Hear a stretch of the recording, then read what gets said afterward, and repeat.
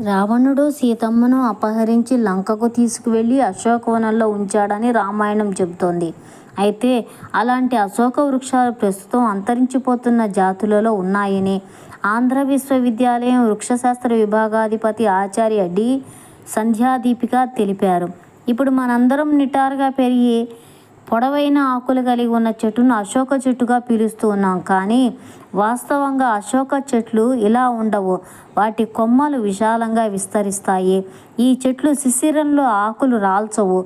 వేసవిలో పూలు పూస్తాయి. వీటి కాయలు బల్ల చిక్కుడులా ఉంటాయి. సీతా అశోక అనే పిలుచుకునే దీనికి సరక అశోక అనే శాస్త్రీయనామం ఉంది. ఈ తరహా చెట్లు భారత్లోని అస్సాం, తూర్పు హిమాలయాలు, బంగ్లాదేశ్, మయన్మార్, నేపాల్, శ్రీలంకలో అరుదుగా కనిపిస్తాయి.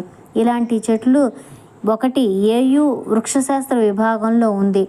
20 ఏళ్ల క్రితం ఆచార్య వెంకయ్య దీన్ని ఇక్కడ నాటక అపురూపంగా కాపాడుతున్నామని సంధ్యాదీపిక చెప్పారు. ఏయూకి వచ్చిన వారంతా ఈ వృక్షాన్ని సీతమ్మ వారి చెట్టుగా భావించి సెల్ఫీలు తీసుకుంటున్నారు. న్యూస్ టుడే ఏయూ ప్రాంగణం, విశాఖపట్నం.